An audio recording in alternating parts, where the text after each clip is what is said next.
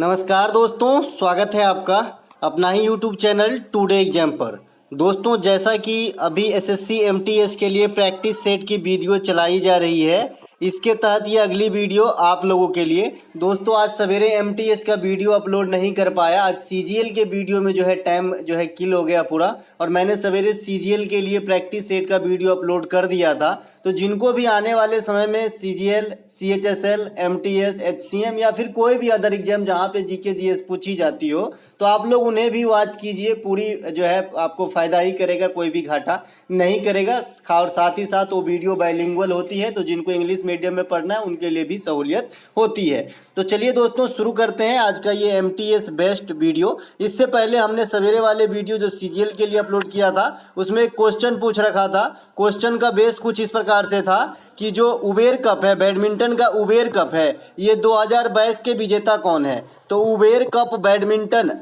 2022 के विजेता जो बने थे, ये आपका साउथ कोरिया है ना, साउथ कोरिया। तो भैया ये साउथ कोरिया के जो हैं, आपके राजधानी मैंने पूछ लिया था। तो बहुत सारे बच्चे ने यहाँ पे कमेंट करा है। सबसे पहले पीके, ये सब दिन कमेंट करते हैं भाई साहब, बहुत अच्छा, वेरी गुड। ये सब दिन ही कमेंट करते हैं, जब भी मैं कुछ पूछता हूँ जरूर करते हैं कमेंट। इसके अलावा इनका नाम डेक्स्टर है, रामजी लाल, ये नेहा इत्यादि और भी बहुत सारे बच्चे हैं जो स्क्रीनशॉट में एक बार में आया, मैंने यहाँ पे ले आया। यहाँ पे डीवी 36 है ना, ये भी कुछ नाम है। तो इन्होंने सब जवाब दिए हैं, बहुत बहुत धन्यवाद भाई।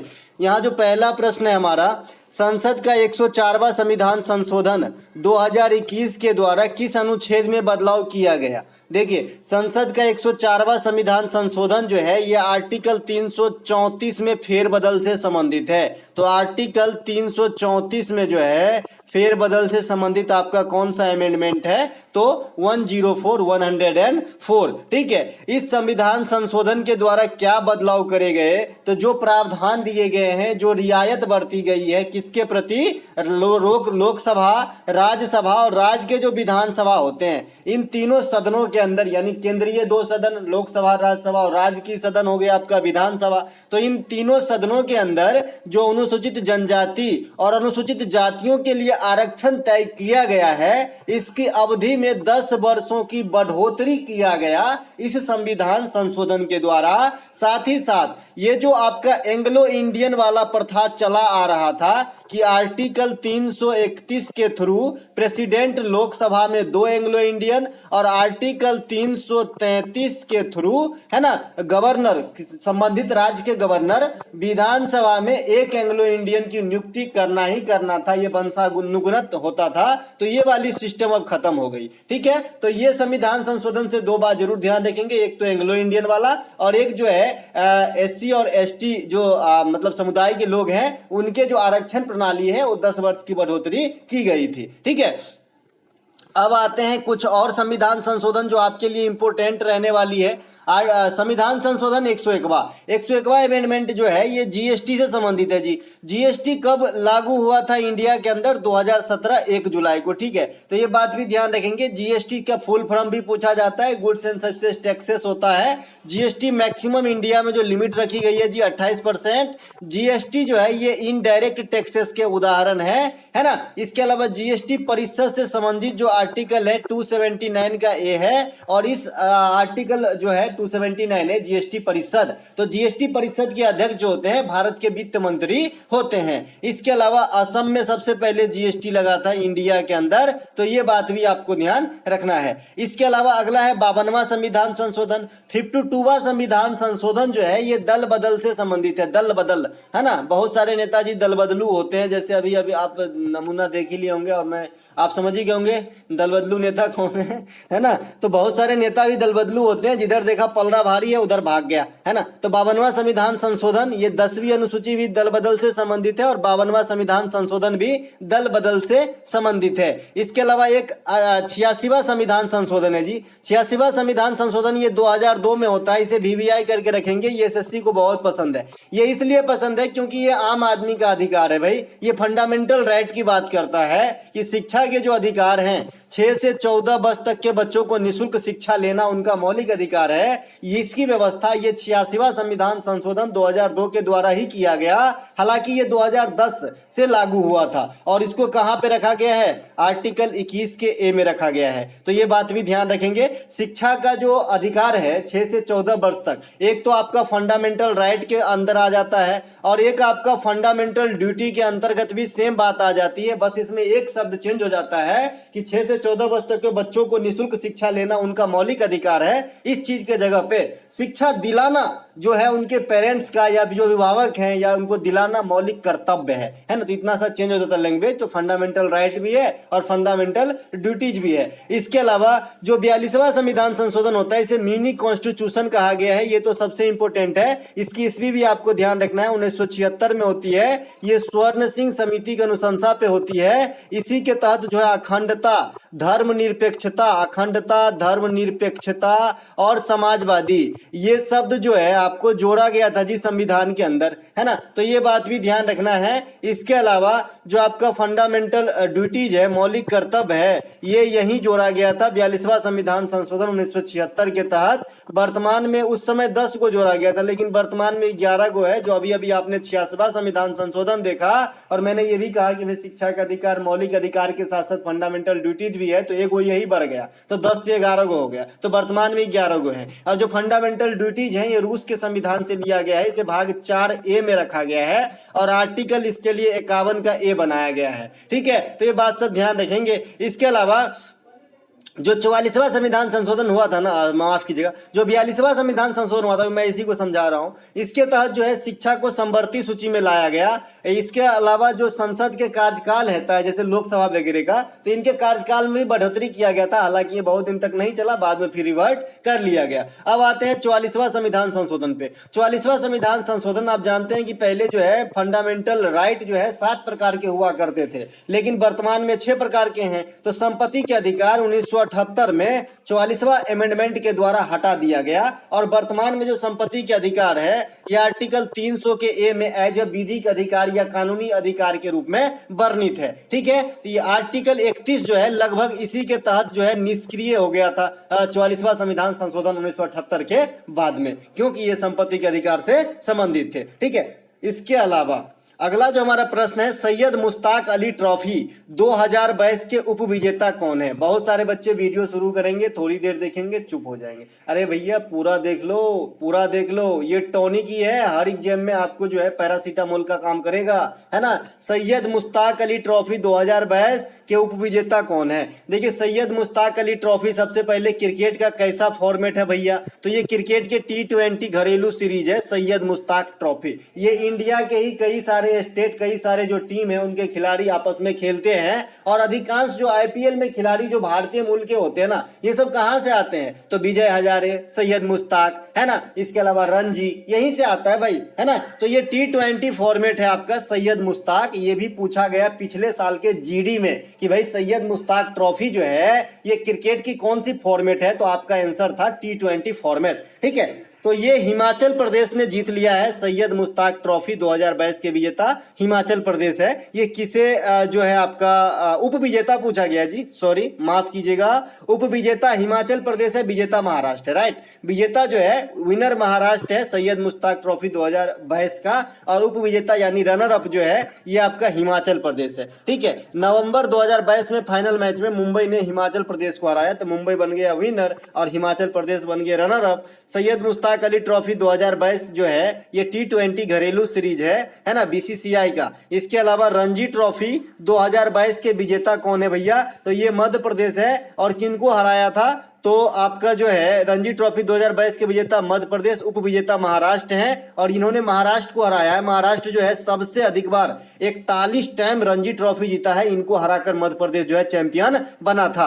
रणजी ट्रॉफी क्रिकेट की कैसी फॉर्मेट है? तो आप बताएंगे टेस्ट श्रृंखला है, टेस्ट श्रृंखला। अच्छा, टेस्ट क्रिकेट से मुझे एक याद बात आ गया कि टेस्ट क्रिकेट में इंडिया की तरफ से 13 शतक लगाने वाला प्रथम बल्लेबाज जो है ये वीरू है और सेकेंड 13 शतक लगाने वाला बल्लेबाज जो है ये करुण नायर है। तो दोनों बात जरूर ध्यान रखेंगे। करुण नायर को पूछा था पिछले साल, तो हो सकता है बीरू को पूछ ले इस साल, है ना। इनके अलावा टेस्ट क्रिकेट में पहला शतक कौन लगाया है बता चुका हूं ना, लाला अमरनाथ, ये CHSL में आया था। तो मैंने टेस्ट, वनडे और आपका जो है ये भी बता दिया हूँ T20। तो वनडे में कपिल देव और T20 में सुरेश रैना और T20 में टेस्ट में लाला अमरनाथ, ठीक है। तो तीनों में पहला शतक जो इंडिया के लिए लगाया ये बता चुका, ठीक है। सबसे अधिक शतक अभी तक सचिन तेंदुलकर का है, दूसरा स्थान जो है आपका विराट कोहली का है जी, है ना। इनके अलावा विजय हजारे ट्रॉफी 2022 के विजेता कौन है, तो ये सौराष्ट्र टीम है ना। ये जो है कैसी क्रिकेट की फॉर्मेट है विजय हजारे, तो विजय हजारे ODI फॉर्मेट है,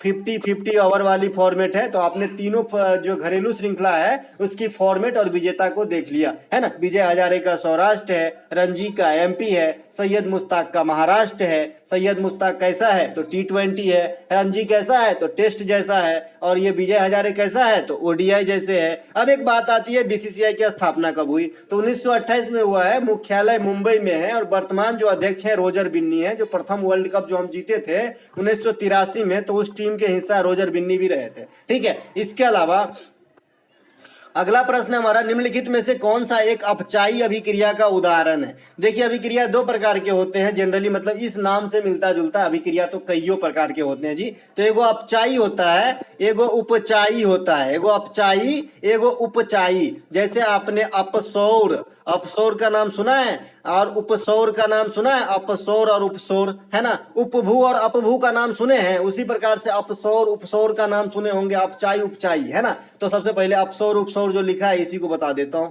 अपसौर मैंने बताया था भैया, ये 4 जुलाई को होता है। कब होता है, 4 जुलाई को होता है ना। ये ज्योग्राफिकल कंडीशन है। और उपसौर जो है ये 3 जनवरी को होता है। ये प्रत्येक साल फिक्स है जी इनका दिन। उपसौर का 3 जनवरी और अपसौर का 4 जुलाई। अपसौर में क्या होता है, सूर्य अपने वास्तविक स्थिति से अधिक दूरी पे होती है पृथ्वी के रिगार्ड में। और उपसौर में क्या होता है, सूर्य अपने वास्तविक दूरी से कम दूरी पे होता है पृथ्वी के रिलेशन में, तो इसे उपसौर कहते हैं। कम दूर पे रहता है तो, और अप माने ऊपर, तो ज्यादा ऊपर रहेगा तो अपसौर कहते हैं। इसी प्रकार से इस अभिक्रिया का भी नाम है अपचायी अभिक्रिया और एगो होता है उपचायी अभिक्रिया, उपचायी। तो अपचायी को क्या कहते हैं, यहाँ पे क्या है, अपचायी। अपचायी को क्या कहते हैं, तो अपचायी को कहते हैं अवकरण। क्या कहते हैं, अवकरण, अवकरण कहते हैं। उपचायी को क्या कहते हैं, ऑक्सीडेशन, ऑक्सीडेशन यानी ऑक्सीकरण, है ना। तो अंग्रेजी में ठीक रहेगा जी, इसमें ज्यादा कंफ्यूजन हो जाएगा।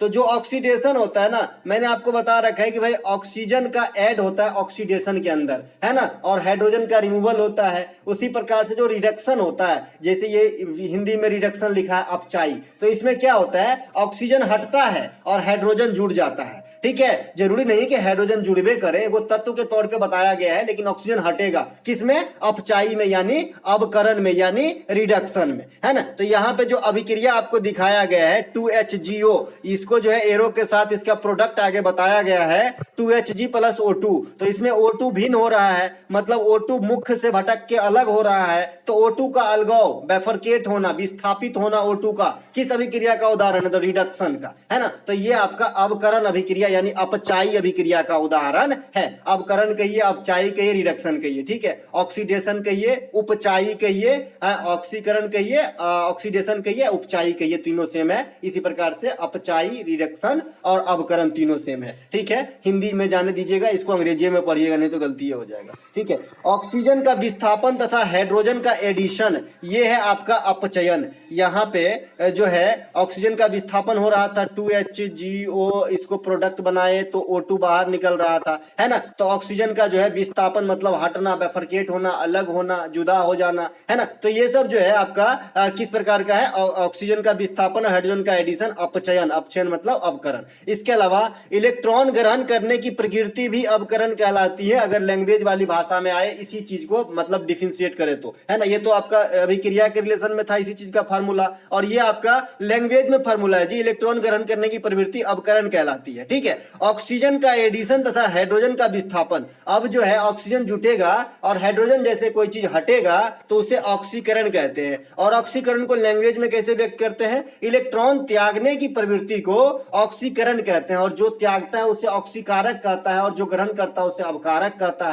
है ना। तो ये सब फार्मूला आपको काम आएगा एग्जाम के अंदर। जैसे मैंने कल बताया था कि कोयला का जलना संयोजन अभिक्रिया है। तो अभिक्रिया भी कई प्रकार के होते हैं जी, संयोजन अभिक्रिया, विस्थापन अभिक्रिया, रेडॉक्स अभिक्रिया, अपचयन अभिक्रिया, उपचयन अभिक्रिया, है ना। ये सभी कई प्रकार के जो है अभिक्रिया होते हैं। जब आपका ऑक्सीडेशन एवं रिडक्शन साथ में चलती है तो ऐसी अभिक्रिया को रेडॉक्स अभिक्रिया कहा जाता है। अभिक्रिया के दर को कौन जो है मतलब प्रभावित करता है, कौन जो है हस्तक्षेप करता है उसके दर में, उसके रेट में, तो ये है आपका जी उत्प्रेरक। उत्प्रेरक को अंग्रेजी में कैटालिस्ट बोलते हैं, कैटालिस्ट, ठीक है। तो कैटालिस्ट जो है ये क्या करता है, किसी भी रिएक्शन के जो है गति को फास्ट या धीमे भी कर सकता है, खाली फास्ट नहीं, ठीक है, फास्ट या धीमे कर सकता है। इसका काम है हस्तक्षेप करना। तो हस्तक्षेप दो प्रकार के होता है, वो पॉजिटिव वे में, वो निगेटिव वे में। अब कोई पढ़ रहा है, जाके उसको डिस्टर्ब करना है, आप मन बना लियो कि उसको पढ़ने नहीं देना है, तो आप निगेटिव उत्प्रेरक हो। अगर कोई पढ़ रहा है, जाके 2 बार ताली मारते हो, वाह क्या बात है ना, तो ये पॉजिटिव उत्प्रेरक हो। तो उत्प्रेरक क्या यही काम है, अभिक्रिया की दर को जो है प्रभावित करना, उत्प्रेरक कहलाता है, कैटालिस्ट कहलाता है। लेकिन इसका क्या गुण होता है, ये खुद को बदलता नहीं है। मैंने बहुत दिन पहले एक उदाहरण दिया था कि गांव घर में जब दही जमाया जाता था तो पुराने प्रकार के जो सिक्का होते थे जिसपे गेहूं और 1 रुपए एक लिखा रहता था, गेहूं की बाली और एक का साइन था ना, पुराना सिक्का बड़ा वाला 1 रुपए का,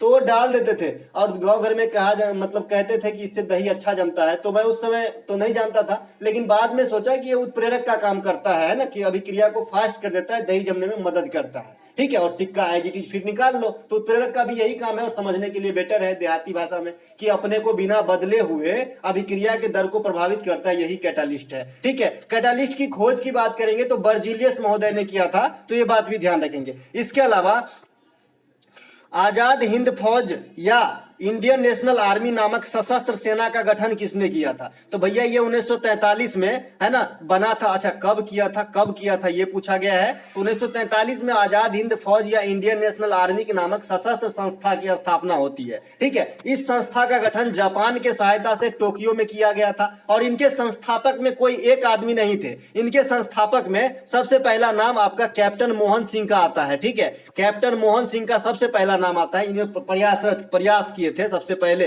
विचार भी, है ना। इसके बाद रास बिहारी बोस, निरंजन सिंह, और इसमें सुभाष चंद्र बोस साहब को भी बाद में जो है ऐड किया गया। तो ये सभी बातों को आपको ध्यान रखना है आजाद हिंद फौज के बारे में। इनको कोई एक आंसर नहीं हो सकता। इनके नाम इन संस्था के नाम से कई सारे लोग जुड़ा हुआ है, जैसे हसरा के साथ भी कई सारे लोग जुड़े हुए थे। नौजवान सभा की जो स्थापना है ये आपका भगत सिंह साहब किए थे। अभी अभी आपसे पूछा गया था लाहौर असेंबली बम कांड में जो है कौन शामिल थे, तो भगत सिंह साहब शामिल थे। 1929 में बम फेंकते हैं ध्यान अट्रैक्ट करने के लिए। इसके अलावा नौजवान सभा की गठन भी भगत सिंह साहब किए थे। भगत सिंह साहब जो है हिंदुस्तान सोशलिस्ट रिपब्लिकन एसोसिएशन हसरा की स्थापना भी दिल्ली के फिरोज शाह कोटला मैदान में 1928 में किए थे। इसके अलावा अभिनव भारत, इनकी स्थापना जो है बीडी सावरकर के द्वारा किया गया था। बीडी सावरकर ही 1857 के विद्रोह को स्वतंत्रता की प्रथम आग का मतलब विद्रोह कहा था देश का। इसके अलावा इंडिया हाउस, ये हॉर्स नहीं है, ये हाउस है घर वाला, है ना, ये है आपका HUSE हाउस, ये आपका हाउस है जी, इंडिया हाउस। श्याम जी कृष्ण वर्मा के द्वारा 1905 में लंदन में बनाया गया था। इसके अलावा श्याम जी कृष्ण वर्मा को मैंने आज ही बताया है कि इसे भारतीय स्वतंत्रता संग्राम का जो है पिता कहा जाता है। और माता किसे कहा जाता है, मैडम भिखाजी कामा को। आयरन लेडी किसे, तो इंदिरा गांधी को। आयरन पुरुष किसे इंडिया में, तो सरदार वल्लभ भाई पटेल को। फ्रंटियर गांधी किसे, खान अब्दुल गफ्फार खान को, है ना। तो ये सब कुछ ध्यान रखेंगे, उपनाम भी पूछे जाते हैं एग्जाम के अंदर। गदर पार्टी की स्थापना जो है लाला हरदयाल सैन फ्रांसिस्को में 1913 ईस्वी में किया था। इस 1913 ईस्वी से आप याद रख सकते हैं कि भारत को सबसे पहले नोबेल पुरस्कार 1913 में ही गीतांजलि राइट के लिए रविंद्रनाथ टैगोर, जिसे गुरुदेव जी कहा जाता है, इनको मिला था। तो ये बात भी ध्यान रखेंगे गीतांजलि राइट के लिए, ठीक है, गीतांजलि राइट के लिए। गीतांजलि एक्सप्रेस भी है, गीतांजलि योजना भी पश्चिम बंगाल में चलाई जाती है, गीतांजलि आवास योजना, ठीक है।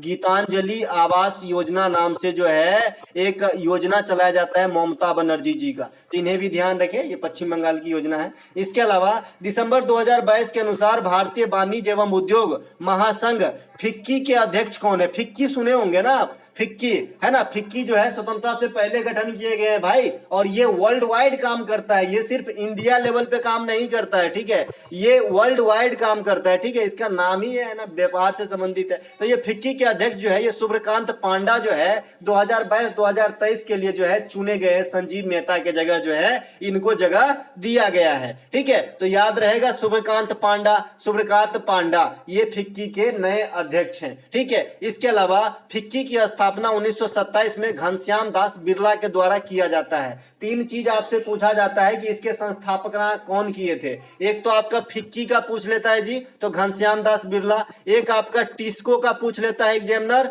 1907 में किए थे टिस्को का, तो टिस्को की स्थापना किए थे जमशेद जी टाटा। और एक आपका आरएसएस की स्थापना भी पूछ लेता है हेडगेवार, है ना। तो इन तीनों की जो संस्था है, इनके संस्थापक भी आपके एग्जाम में कई दफा पूछे गए हैं और पूछे जाएंगे, ठीक है। तो इन्हें भी ध्यान रखेंगे। फिक्की के संस्थापकों में घनश्याम दास बिरला जी, जीडी बिरला शामिल थे। इसके अलावा फिक्की की मुख्यालय कहां पे है, तो ये नई दिल्ली में है जी फिक्की का मुख्यालय। टिस्को की स्थापना देखिए मैंने यहाँ पे लिख रखा है 1907 में। आरएसएस की स्थापना भी याद रखिएगा, हेडगेवार साहब ने किया, हेडगेवार, है ना। इसके अलावा एलोरा की गुफा में कितने मठ और मंदिर है। देखिए एलोरा और अजंता की गुफाओं में कितने कितने गुफा है, इससे क्वेश्चन आए हैं और ये 2022 के सीएचएसएल में पूछा गया क्वेश्चन है। तो मैंने वहीं से इस क्वेश्चन को ले लिया, मुझे अच्छा लगा क्योंकि आजकल मठ मंदिर स्तूप ज्यादा चल रहा है एमटीएस के अंदर, ठीक है। तो इसमें 34 है जी गुफा। एलोरा की गुफा में 34 गुफा है, जिसमें जो है तीनों धर्म को समर्पित है। मुझे याद है कि मैंने 2013 में एक बार सीएचएसएल का एग्जाम दिया था और ये सेंटर मेरा Kamlapati Tripathi girls inter college Banaras में हुआ था, जो स्टेशन से थोड़ा ही दूर जो है सुलभ शौचालय के बगल में। वहां पे जो है आपका गर्ल्स का भी है कॉलेज और बॉयज का भी है, बहुत बड़ा कॉलेज है। मैं तो पहले ही दिन गया था तो लेकिन देखा था, थोड़ा टाइम था तो, है ना। तो इसमें मेरा सेंटर हुआ था। तो यह 2013 में ये क्वेश्चन पूछा गया था कि जो एलोरा की गुफा है ये किस धर्म को समर्पित है ना। तो मैं उस समय जो है शायद गलती किया हूं, है ना, लेकिन अब पता चला ये हिंदू, बौद्ध और जैन तीनों को समर्पित है ना। हो सकता है कि उस समय गलती की क्योंकि तैयारी करने आए थे हम 11 में, है ना, और उस समय जो है एसएससी की एग्जाम बहुत कम देते थे हम, पहले रेलवे वगैरह देते थे, बाद में एसएससी को मतलब देने लगे, है ना। तो 2013 में जो है ये आया था ये क्वेश्चन कि भाई एलोरा की गुफा में जो है किस धर्म को समर्पित है, यानी कि जिससे जो है किस धर्म से संबंधित है एलोरा की गुफाएं। तो ये हिंदू, बौद्ध और जैन तीनों से समर्पित है। देखिए 34 को जो गुफा है ना, इसमें 17 को खाली हिंदू धर्म से संबंधित है, 12 को बौद्ध धर्म से और 5 को जैन धर्म से। तो नहीं हो गया तीनों धर्म से। अब देखिए कहीं कहीं जो है इसी हिंदू धर्म को ब्राह्मण लिखा रहेगा, तो ब्राह्मण किस धर्म में आते हैं, हिंदू धर्म में। तो सिंपल सी बात है, तीनों धर्म से संबंधित है ना। तो उम्र बढ़ने से ज्ञान तो बढ़ती ही है, ये जैसा मैंने रियलाइज किया है। एलोरा की गुफाओं को राष्ट्रकूट का संरक्षण प्राप्त था जी। राष्ट्रकूट वंश के संस्थापक कौन है, आप लोग मुझे कमेंट कर दीजिएगा क्योंकि मैंने पहले बता रखा है। और राष्ट्रकूट की राजधानी मान्यखेड़ थी, ठीक है। और राष्ट्रकूटों में जो श्री कृष्ण प्रथम है ना, यहाँ पे एक मंदिर बनवाए थे, कैलाश मंदिर। तो ये बात भी ध्यान रखेंगे। और एक कैलाश मंदिर साउथ में है जो नरसिंह वर्मन ने बनवाए थे, ठीक है। तो ये बात भी ध्यान रखना है, दोनों बात, दोनों का नाम कैलाश मंदिर है और एक तो कैलाश जहां भोलेनाथ रहते हैं वो तो अलगे है ना। 1983 में यूनेस्को में शामिल किया गया था इस गुफा को जी, है ना। इसके अलावा 1983 में ही पहली बार शामिल हुआ था। तो इसमें ताजमहल भी हुआ था, आगरा का किला भी हुआ था और यूदुन्नू गुफा हुआ था। चारों चीज को पहली बार यूनेस्को में शामिल किया गया था। यूनेस्को में अभी भारत के ना 40 गो साइट है और अंतिम साइट जो है ये धोलावीरा है। धोलावीरा जो आपका हड़प्पन साइट है और ये 40वें क्रमांक के साइट है। पिछली बार जो है धौलावीरा और रंगप्पा मंदिर तेलंगाना, इन दोनों को साथ में शामिल किया गया था यूनेस्को के अंदर। यूनेस्को की मुख्यालय पेरिस में है। यूनेस्को की स्थापना 1945 में हुई थी, है ना। अजंता की गुफाएं भी महाराष्ट्र में है। इसमें कुल कितनी गुफा है, इसमें 29 गुफा है जो सिर्फ बौद्ध धर्म को समर्पित है। तो अजंता की गुफाएं किससे संबंधित हो गया, तो खाली बुद्धिज्म से, है ना। और एलोरा की गुफाएं हिंदुइज्म, बुद्धिज्म और जैनिज्म से, ठीक है, समझ गए। इसके अलावा जो अजंता की गुफाएं हैं, इसी में भगवान बुद्ध के पुनर्जन्म की कहानी किस किताब में वर्णित है भैया, तो जातक में। मैंने आपको बताया है कि बुद्ध धर्म के 2 पवित्र ग्रंथ हैं, एक तो त्रिपिटक, त्रि का मतलब होता है जी 3, तो इसका मतलब ये 3 पिटक हैं, सुत्त पिटक, विनय पिटक, अधीन पिटक, ये तो इनके ग्रंथ है ही, साथ ही साथ जातक भी ग्रंथ है। और जब बुद्ध की पुनर्जन्म की बात आए तो जातक आंसर करना है। तो इस जातक की जो वर्णन है, यानी डिपिक्ट किया गया है, फिल्माया गया है, चित्रित किया गया है, ये आपका कहां पे किया गया है, तो अजंता की गुफा में। ये बात ध्यान रखेंगे। अगला जो हमारा प्रश्न है, इकोनॉमिक अर्थशास्त्र में नोबेल मेमोरियल पुरस्कार किस संस्था के द्वारा प्रदान किया जाता है। देखिए the royal Swedish academy of science के द्वारा साइंस के द्वारा सबसे पहले ये कृत्य जो है कौन अपनाया था, तो स्वीडन के सेंट्रल बैंक जो है इकोनॉमिक्स में आपको पुरस्कार देने की बात सोची है, इनका फंड है। लेकिन वितरित किस संस्था के द्वारा कराया जाता है, the royal Swedish academy of science के द्वारा इकोनॉमिक्स के अंदर, है ना, तो गड़बड़ाइएगा नहीं, है ना। नोबेल शांति की जो पुरस्कार है ये नॉर्वेजियन नोबेल कमेटी के द्वारा दिया जाता है नॉर्वे की राजधानी ओस्लो में। अब बाद बाकी जितने भी 5 सेक्टर बच जाता है तो इन 5 सेक्टर की नोबेल की पुरस्कार जो है स्टॉकहोम जो स्वीडन की राजधानी है वहां पर दिया जाता है। नोबेल पुरस्कार 1901 ईस्वी से दिया जाता है। जब चालू हुआ था तब 5 क्षेत्र में, लेकिन बाद में इकोनॉमिक्स को ऐड किया गया तो 5+1 6 क्षेत्र हो गया और आज नोबेल पुरस्कार 6 क्षेत्र में दिया जाता है। आपको 2022 हेतु एक तो चिकित्सा का याद रखना है जो किसे मिला है, स्वांतो पावो को, और एक आपका लिटरेचर साहित्य का याद रखना है एनी एर्नॉक्स को।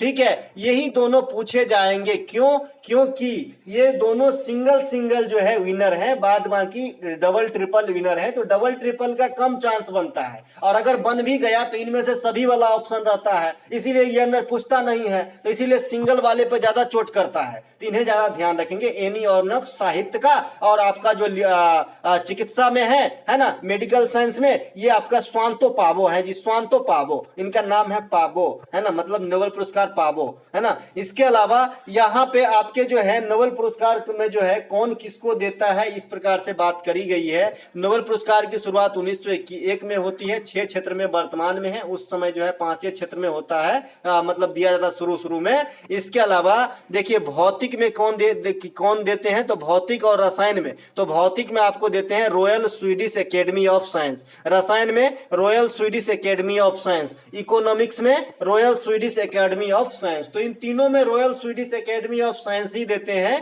ठीक है, लेकिन यहां पे जरा देखेंगे कि अर्थशास्त्र में, है ना, स्वीडन के सेंट्रल बैंकों द्वारा स्थापित, मैंने कहा इसका फंड है लेकिन देते हैं royal Swedish academy of science, तो इस बात को गौर कीजिएगा। इसके अलावा साहित्य में स्वीडिश एकेडमी देते हैं और शांति में नॉर्वे की नोबेल कमेटी यानी नॉर्वेजियन नोबेल कमेटी के द्वारा दिया जाता है। तो ये है आपका जो है देखिए चिकित्सा में सबसे अलबेला है कैरोलिका इंस्टीट्यूट के नोबेल असेंबली चिकित्सा में, है ना। तो ये बड़े बड़े एग्जाम जब आप अटेंड करते हैं पीसीएस वगैरह, तो वहां पे ये डीप नॉलेज आपको काम आती है ना। फिलहाल एंट्री कीजिए एमटीएस से, आगे तो होप ही होप है भैया, है ना। इसके अलावा इंडिया के स्तर पर थोड़ा सा नोबेल समझा देता हूं क्योंकि यहां से क्वेश्चन आए रहते हैं, जैसे भी भारत रत्न पूछा जाता है कि फलां को कब मिला, है ना। तो 1913 में सबसे पहले आपको नोबेल पुरस्कार जो है रविन्द्रनाथ टैगोर साहब को गीतांजलि राइट के लिए मिला था। 1930 में सीवी रमन साहब को जो है रमन प्रभाव के लिए विज्ञान के क्षेत्र में, फिजिक्स के क्षेत्र में। इसके अलावा 1968 में 68 में जो है चिकित्सा में हरगोविंद खुराना साहब को, 1983 में चंद्रशेखर साहब को चंद्रशेखर सीमा के लिए। इसके अलावा कैलाश सत्यार्थी को 14 में मिला है। 2019 में जो है आपका बनर्जी साहब को मिला है इकोनॉमिक्स में, और इको में पहला नोबेल पुरस्कार प्राप्त करने वाला अमर्त्य सेन। तो इतना कुछ बात आपको नोबेल पुरस्कार से ध्यान रखना है जी भारत के रिगार्ड में। फोडोंग मठ भारत के किस राज्य में स्थित है? फोडोंग के बाद मठ लगा लीजिएगा, मठ, है ना, मठ। तो फोडोंग मठ जो है ये भारत के किस राज्य में स्थित है? तो भैया फोडोंग मठ जो है ये भारतीय राज्य सिक्किम में स्थित है। कहां पर स्थित है? सिक्किम के अंदर स्थित है, सिक्किम के अंदर। ठीक है, सिक्किम के अंदर बहुत सारे चीज है जिसमें 2 चीज जरूर याद रखना है, एक तो कंचनजंगा और एक आपका लोसांग त्योहार। ठीक है, लोसांग त्योहार और सागा दावा त्योहार, और सागा दावा लोसांग और आपका जो है कंचनजंगा नेशनल पार्क कहिए, जैविक रिजर्व कहिए, ये सिक्किम की स्थापना वगैरह बता ही देते। इनके संविधान संशोधन 36वें होते हैं जिससे ये राज्यों का दर्जा प्राप्त करता है 1975 ईस्वी के अंदर। तवांग मठ कहां है भैया? अरुणाचल प्रदेश में। ये तो 2 करोड़ बार एग्जाम में आ गए, 2 करोड़ 1 आपके एग्जाम में हो सकता है। धामेक स्तूप पूछा गया था, ये बनारस में है। केसरिया बौद्ध स्तूप ये बिहार के चंपारण में है, और इस बौद्ध स्तूप को इंडिया ही नहीं विश्व की सबसे बड़ी बौद्ध स्तूप मानी जाती है। ठीक है, इसके अलावा सांची का स्तूप छूट गया भैया, ये तो इंपॉर्टेंट है। सांची का स्तूप जो है ये मध्य प्रदेश कर लीजिएगा, अशोक साहब ने बनवाए थे। ताबो मठ, ये दोनों मठ जो है ये हिमाचल प्रदेश में है, पापलुंग और ताबो मठ। ठीक है, बराबर की गुफाएं बिहार में है, बाघ की गुफाएं मध्य प्रदेश में है, एजंता एलोरा एलिफेंटा की गुफाएं महाराष्ट्र में है, और फिर से बता रहा हूं एलिफेंटा पास जो है ये श्रीलंका में है। एलिफेंटा पास जो है श्रीलंका में है। अगला प्रश्न है मिशन कुशल कर्मी योजना किस राज्य सरकार की है? तो भैया ये नई दिल्ली कहना गलत होगा, दिल्ली की है मिशन कुशल कर्मी योजना। यह दिल्ली सरकार के अंतर्गत जो श्रमिकों को है ना, जो मजदूर है ना, उनको ट्रेनिंग देने की एक पहल है। उसी प्रकार से केंद्र स्तर में कौशल विकास योजना जिसकी शुरुआत 2015 में हुई थी, तो ये भी ट्रेनिंग दिया जाता है युवाओं को ताकि एक अच्छा रोजगार जो है अचीव कर सके, है ना। इस प्रकार से संस्कार योजना, संस्कार अभियान योजना, ये छत्तीसगढ़ में जो है महिलाओं को समर्पित है। ये योजना आपका आंगनबाड़ी को रिलेशन में, यानी जो प्रेग्नेंट लेडी होती है उनको इनके संदर्भ में ये योजना है, संस्कार अभियान छत्तीसगढ़ का। इसके अलावा छात्र क्रेडिट कार्ड योजना, निजो गृह निजो भूमि, इससे समझ गए होंगे कि ये किस भाषा की तरफ इंगित कर रहे हैं, तो ये बांग्ला भाषा की तरफ मतलब इंगित कर रहे हैं, निजो गृह निजो भूमि। तो ये जो है बंगाल के हैं, ममता दीदी की जो है योजना है ना। ठीक है, ध्यान रहेगी। इसके अलावा भैया एक बात जरूर ध्यान रखेंगे, जो तृणमूल कांग्रेस है ना, वो नेशनलाइज पार्टी के दर्जे से जो है फिसल गया है, तो वर्तमान में 6 गो नेशनलाइज पार्टी है, तो ये बात भी ध्यान रखेंगे। अगर झाड़ू छाप नहीं आया होता अरविंद केजरीवाल का तो 5 गो होता, लेकिन जो है केजरीवाल का झाड़ू छाप आ गया तो 6 गो हो गया और 3 गो फिसल गया, है ना। तो अभी जो है 9 होना चाहिए, लेकिन जो है 6 है। ठीक है, इसके अलावा प्रतिहार वंश की राजधानी कहाँ थी? तो ये आपका कन्नौज में थी। देखिए, प्रतिहार वंश की राजधानी कन्नौज ही खाली ऑप्शन में नहीं हो सकता है। ठीक है, कन्नौज जो है विस्तृत राजधानी थी, है ना। छोटे छोटे कई राजधानी बनी, लेकिन आपके जो है एग्जाम में ज्यादातर कन्नौज ही आएगा। ठीक है, प्रतिहार वंश के संस्थापक नागभट्ट प्रथम था, ये 2 करोड़ बार पूछा गया है ना, ध्यान रखेंगे। राष्ट्रकूट वंश की राजधानी मान्यखेट कम पूछा जाता है, पल्लवों की राजधानी अधिक पूछा जाता है, कांचीपुरम, और चोल वंश की राजधानी तंजौर, है ना। तो ये बात भी ध्यान रखेंगे। इसके अलावा वॉलीबॉल में कितने खिलाड़ी होते हैं? देखिए, volleyball, baseball, basketball, football, rugby football, ये जो भी है ना, इनके खिलाड़ी जरूर याद रख लें आप। मैं सब बताया हूं, जवान पे होनी चाहिए भाई। वॉलीबॉल में 6 खिलाड़ी होते हैं। मैंने आपको ये भी बना के दिखाया है कि एक नेट होती है, ऐसी झालर के टाइप से नेट लटकी रहती है, दोनों तरफ इधर खिलाड़ी होते हैं। ये बॉल को यूं मारा इधर आया, ये बॉल को यूं मारा इधर गया। अब बॉल को मारते हैं, बस नीचे गिराना नहीं होता है। मैं तो खेला नहीं हूं, लेकिन मैं देखता हूं, मेरे जो मैं जहां रहता हूं उसके नीचे भी बच्चे लोग खेलते रहते हैं सोसाइटी के अंदर, तो मैं देखता हूँ ये चीज को, है ना। बहुत हल्ला करते हैं लेकिन, है ना। इसीलिए मैं अभी जैसे वीडियो बना रहा हूँ, तो मेरे जो कांच वाले गैलरी की लॉक होती है वो लगी हुई है, इसीलिए यहाँ पे कोई आवाज नहीं आएगी। ठीक है, वॉलीबॉल में कितने खिलाड़ी होते हैं भैया? 6 खिलाड़ी होते हैं। बेसबॉल में 9 खिलाड़ी होते हैं, फुटबॉल में 11,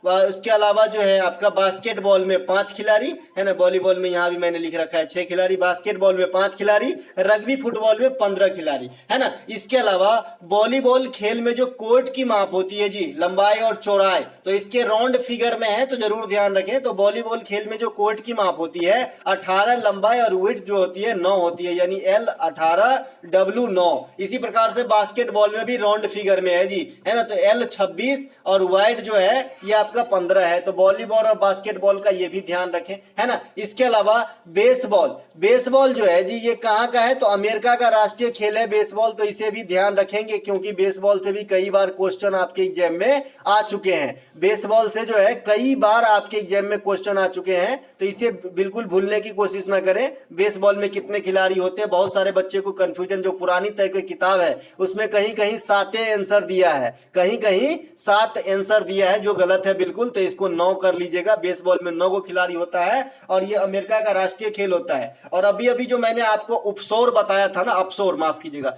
अपसौर बताया था ना, कि सूरज जो है पृथ्वी से अधिक दूरी पे चले जाते हैं, अप मतलब ऊपर, तो पृथ्वी के रिलेशन में अधिक दूरी पे भाग जाता है, तो इसे अपसौर कहा जाता है। तो ये कब होती है? 4 जुलाई को होती है, ये भी बताया था। और उपसौर 3 जनवरी को। तो यही 4 जुलाई को अमेरिका का राष्ट्रीय दिवस भी मनाया जाता है। तो ऐसे रिलेट करके याद रखेंगे, तो हमको लगता है कि जब तक ये जीवन रहेगा आप कुछ भी भूलोगे नहीं, अगर रिलेशन से पढ़ोगे तो, कि एक में दूसरे, दूसरे में तीसरे, जैसे पिन करते हैं ना, वैसे हम कर देते हैं ईस्वियों को, है ना। इससे बहुत सारे चीज आपको याद रह जाती है जी। आप भी करना स्टार्ट करो, देखो याद रहेगा, है ना। इसके अलावा अगला जो हमारा प्रश्न है, हाँ, एक चीज और ध्यान रखेंगे, एक चीज और आपको ध्यान रखना है, टेबल टेनिस में जो आकार होता है ना, ये आपसे पूछ लेता है जी टेबल टेनिस का आकार क्या होता है। तो मैंने आपको बता रखा है 274 सेंटीमीटर बाय, है ना, 274 सेंटीमीटर बाय 152 सेंटीमीटर कर लीजिएगा टेबल टेनिस में लंबाई और चौड़ाई का अनुपात, है ना। ये काफी बार पूछा गया है क्योंकि इसके आंकड़े जो है सेमी में न दे के आपको मीटर में देगा। तो 2.74 मीटर और इसको लिखेगा 1.52। आगे एक दो चीज और लिख सकता है, 5 लिख देगा, 4 लिख देगा, तो बच्चे कंफ्यूज हो जाते हैं। तो इसे आपको सेंटीमीटर में बदल के याद रखना है, 274 152, ठीक है, मोबाइल नंबर के जैसा। अगला जो हमारा प्रश्न है कि स्वतंत्रता दिवस के अवसर पे लाल किला पर झंडा तोलन किसके द्वारा किया जाता है। सबसे पहले स्वतंत्रता दिवस के अवसर पे दिल्ली में झंडा तोलन कौन करते हैं, ये लो दूसरी भाषा। तो ये आपका लाल किले पे होते हैं, है ना, किसके द्वारा, पीएम के द्वारा किया जाता है, ठीक है, पीएम के द्वारा किया जाता है ना। गणतंत्र दिवस में राष्ट्रपति करते हैं, है ना, और जो स्वतंत्रता दिवस होती है ना 15 अगस्त को, तो इसमें पीएम साहब करते हैं। तो ये दोनों बात ध्यान रखेंगे, एग्जाम का आया हुआ क्वेश्चन है ये। इनके अलावा जो आपका दिल्ली में जो राजपथ था पहले ना, राजपथ, तो राजपथ का नाम बदल के जी अब कर्तव्य पथ कर दिया गया है। तो ये करंट सेक्शन की क्वेश्चन है। इसी के अलावा जो राष्ट्रपति भवन के पास मुगलिया गार्डन था, मुगल गार्डन, इनका नाम बदल के अमृत गार्डन कर दिया गया है। तो ये दोनों बात जरूर ध्यान रखेंगे, करंट में आने वाले समय के लिए 4-5 साल तक जो है एग्जाम का बनेगा बेस ये। इनके अलावा जो गणतंत्र दिवस की जो परेड होती है ये राजपथ यानी जिसका नाम अब कर्तव्य पथ है वहीं पे जो है करा जाता है, ठीक है। इनके अलावा चरकुला लोक नृत्य किस राज्य से संबंधित है, तो चरकुला लोक नृत्य जो है यूपी से ब्रज इलाका में होता है जी, चरकुला लोक नृत्य। इसके अलावा रासलीला, कजरी, झूला, रासलीला, एक सेकेंड, दो बार लिखा गया क्या, कोई नहीं, रासलीला, कजरी, झूला, है ना, जांगर, चैता, ये आपका उत्तर प्रदेश में की जाने वाली जो है आपका लोक नृत्य है, ठीक है। रासलीला और झूला 2 बार लिखा गया, काट देता हूं, कोई नहीं। रासलीला, कजरी, झूला, जांगर, चैता, ये उत्तर प्रदेश में जो है की जाने वाला लोक नृत्य है। इसके अलावा जद्दा भी याद रखिएगा, जद्दा, जद्दा भी लोक नृत्य है जो उत्तर प्रदेश में की जाती है लेकिन बड़ी कम पैमाने पे। और जद्दा लोक नृत्य आपको हिमाचल प्रदेश में भी मिलेगा, है ना। तो दोनों को साथ में याद रखेंगे, जद्दा लोक नृत्य है जो आपको उत्तर प्रदेश और हिमाचल प्रदेश दोनों में मिलता है। बड़ा गैप है, डिफरेंस है, दूरी में कितना अंतर है, लेकिन फिर भी जो है यहाँ पर समानता है इस नृत्यों को लेकर, है ना। झारखंड और छत्तीसगढ़ में नृत्यों में समानता होना आम बात है क्योंकि जो है बड़ी नजदीक है ना। इनके अलावा गरबा, डांडिया, पनिहारी, रास गुजरात, है ना, गरबा, डांडिया, पनिहारी, रास, है ना, ये सब जो है गुजरात के नृत्यों में से हैं, तो इन्हें भी ध्यान रखें। छत्तीसगढ़ को मैंने इसलिए नजदीक कहा है कि ये जो है उड़ीसा के नजदीक भी है और झारखंड जो उड़ीसा के नजदीक है, तो सटल सटल भाई भाई है, तो यहाँ पे नृत्यों में समानता मिलती है, जैसे झूमर वगैरह, है ना, छत्तीसगढ़ में भी हो जाता है, झारखंड में भी हो जाता है झूमर, है ना। इसके अलावा कर्मा भी छत्तीसगढ़ में हो जाता है, झारखंड में भी हो जाता है। इनके अलावा कर्मा, पाइका, झूमर, जप्पी, ये सब झारखंड के अंदर है। कर्मा, पाइका, झूमर, जप्पी, कर्मा और झूमर ये दोनों छत्तीसगढ़ में भी हो जाएगी, ठीक है, तो इन्हें भी ध्यान रखेंगे। इसके अलावा झूमर से मिलता जुलता शब्द एक झिझिया है, तो झिझिया जो है ये बिहार का है, बिहार का। नवरात्रि के अवसर पे जो है झिझिया महिलाओं के द्वारा काफी किया जाता है, ऐसा माना जाता है कि झिझिया करने से पानी होती है, बारिश होती है, ठीक है। इनके अलावा जो आपका झारखंड है, यहाँ पे एक त्योहार होता है सरहुल, सरहुल महोत्सव, तो ये झारखंड के अंदर होती है, इन्हें भी ध्यान रखेंगे। इसके अलावा डंडा नाच, डंडा नाच, नाटी, नाटी डांस, डंडा नाच, ये सब आपके हिमाचल प्रदेश में होती है। हिमाचल प्रदेश में लोसार भी होती है ना। इनके अलावा जद्दा, मैंने अभी बताया था, जद्दा यूपी में भी होता है, हिमाचल प्रदेश के अंदर भी होता है। अगला जो हमारा प्रश्न है, प्रसिद्ध बैरन द्वीप किस राज्य में स्थित है। भैया बैरन द्वीप जो है ना, ये आपका अंडमान निकोबार में स्थित है और इंडिया का एकमात्र सक्रिय ज्वालामुखी है बैरन द्वीप, है ना। इनके अलावा सैडल पिक, चोटी, छोटी नहीं चोटी, पिक पिक पिक, है ना, पिक से चोटी कहिए, पिक कहिए, आप समझ गए होंगे, तो अंडमान निकोबार द्वीप समूह में स्थित है। इनके अलावा स्वराज, स्वराज द्वीप, शहीद द्वीप, ये सब भी अंडमान निकोबार में स्थित है ना। अब जो आपको नीचे दिख रहा होगा 8 डिग्री, 9 डिग्री, 10 डिग्री चैनल, ये मैं आपको याद तो करवा चुका हूं अब तक, आई होप आप याद कर लिए होंगे। मैंने बताया है 10 डिग्री चैनल, ये छोटकू को बरकू से जोड़ता है, लघु अंडमान को कार निकोबार से, लघु माने छोटा, लघु अंडमान को कार निकोबार इसी प्रकार से लिखा रहेगा जी। ठीक है, तो ये आपका 10 डिग्री। मैंने कहा था कि 8 डिग्री सेम वर्ड वाले को जोड़ेगा।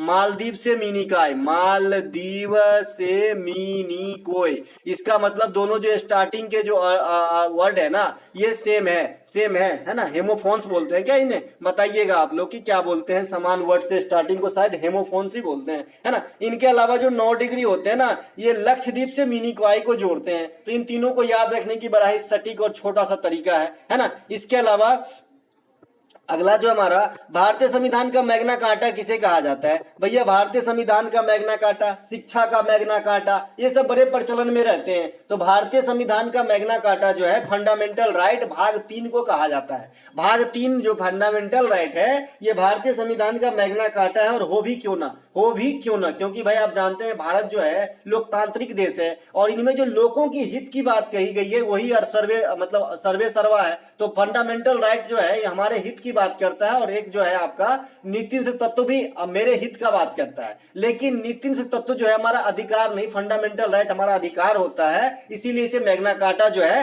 कहा गया है। ठीक है, वो तो नीति से तत्व जो है इसमें तो बहुत सारे कर्मों को दर्शाया गया है जी, है ना, कि ऐसा करना, ऐसा नहीं होना चाहिए, है ना। ये जो मानवता चीज है, कल्याणकारी राज्य बनाने के लिए जो भी चीज है, तथ्य है, उसको शामिल किया गया है भाग 4 में नीति से तत्व के अधीन। ठीक है, संविधान थोड़ा बहुत आपको तो आना ही चाहिए, हर एग्जाम की रीड है भैया। 4 नंबर तो हंसते खेलते दे देता है अगर संविधान के बारे में जानकारी है तो, है ना। अगर जिनको संविधान के बारे में कठिनाई है ना, वो जो है मैंने पढ़ा रखा है आपको। आर्टिकल वाला वीडियो पहले देखिए, मैं पॉलिटी पे भी वीडियो डाल दूंगा, लेकिन टाइम की इतनी अभाव है कि क्या ही बताएं आपको। शायद जो है पॉलिटी की वीडियो बनाने में लेट हो जाए, तब तक आप आर्टिकल वाला जरूर देख लीजिएगा, डिस्क्रिप्शन में लिंक भी है ना। टाइम है तो, अगर टाइम नहीं है तो कोई बात नहीं जी, जो जितना जानते हैं काफी है, क्योंकि अब एग्जाम तो 2-3 दिन में चालू हो जाएगा। भाग 3 से लेकर जो है भाग 3 में जो है फंडामेंटल राइट 12 से 35 तक में अमेरिका के संविधान से लिया गया, बता दिया। अब ये कौन कौन सी राइट होती है? राइट टू इक्वलिटी, समानता का अधिकार, है ना, 14 से 18। 19 प्रेस की स्वतंत्रता, इसमें कई सारे पार्ट है, 6 पार्ट है। इंडिया में कहीं भी घूमिए, कहीं भी जमीन खरीदिए, शांतिपूर्ण ढंग से भाषण वगैरह दीजिए, है ना, ये बैठक कर लीजिए हथियार रहित, है ना, ये सभी जो है मीडिया वगैरह, ये सभी जो है 19 में आ जाते हैं। इसके अलावा 21 जो है, इसे जो सुप्रीम कोर्ट है इंडिया का, 21 को जो है ये संविधान का हृदय कहा है, इसे भी ध्यान रखेंगे, है ना। संविधान का हृदय कहा है आर्टिकल 21 को, निजता का अधिकार को, जो प्राण एवं दैहिक स्वतंत्रता का अधिकार है, इसे मौलिक कर्तव्यों में हृदय माना गया है, क्योंकि सबसे इंपॉर्टेंट है ना। अगर जिंदगी नहीं रहेगी तो हम क्या भोगेगा, है ना। रावण बोलता है ना, ये क्या करेगा रावण जी के जब उनके सखा संबंधी ही नहीं रहे, कैसे जी पाएगा रावण, है ना। तो ऐसे ही भैया अगर जियोगे ही नहीं तो क्या भोगोगे। इसीलिए ये सबसे इंपॉर्टेंट वाला मौलिक अधिकार है आर्टिकल 21। ठीक है, 21A जो है ये शिक्षा के अधिकार से संबंधित है, जो मैंने अभी बताया था। 86वां संविधान संशोधन 2002 के द्वारा इस प्रकार की व्यवस्था की गई। 25 से 28 जो है ये धार्मिक स्वतंत्रता से संबंधित है। इसके अलावा 29 और 30 जो है अल्पसंख्यक हित से है, उनके अपने पसंद की शिक्षा लेना, ये सब की छूट है ना। इनके अलावा 23 और 24 में जो है ये शोषण के विरुद्ध अधिकार है, जिसमें 23 जो है ये मानव तस्करी वगैरह पे रोक है, और 24 जो है 14 वर्ष से कम उम्र के बच्चों को जो है किसी कल कारखाने में भारी काम पे जो है नहीं लगाया जाएगा। ये उनका जो है शोषण है एक तरीके से, है ना। 2022 में सबसे अधिक सूरजमुखी का जो है उत्पादन किस राज्य में हुआ है ना। तिलहन वाले से पूछता है क्वेश्चन, इसलिए मैं सूरजमुखी को रख लिया हूं। तो सूरजमुखी जो है सबसे ज्यादा कर्नाटक में होती जी वर्तमान समय में, तो कर्नाटक याद रखिएगा। अगर लौह का उत्खनन की बात करेगा तो उड़ीसा कर दीजिएगा लौह उत्पादन में। ठीक है, लौह का उत्खनन सबसे ज्यादा जो है उड़ीसा किया है। उड़ीसा में एक बादाम पहाड़ी है, यहाँ पे हेमाटाइट अयस्क पाया जाता है, और हेमाटाइट लोहा का अयस्क होता है, राइट। इसके अलावा कद्रमुख जो है, कद्रमुख ये आपका कर्नाटक में है, तो ये बात भी ध्यान रखेंगे। ठीक है, इसके अलावा हमारा अगला प्रश्न, और इस वीडियो का लास्ट प्रश्न है शायद, हाँ लास्ट है। The little book of encouragement के लेखक कौन है? The little book of encouragement के लेखक जो है दलाई लामा है, तिब्बती धर्मगुरु दलाई लामा, है ना। इनके अलावा फ्रीडम इन एक्सटाइल ये भी दलाई लामा की पुस्तक है। द आर्ट ऑफ हैप्पीनेस ये भी दलाई लामा की पुस्तक है। तो इन्हीं के साथ इस वीडियो को विराम देते हैं, मिलेंगे हम अगले वीडियो में, और PDF आपको कल मिल जाएगी। जय हिंद दोस्तों।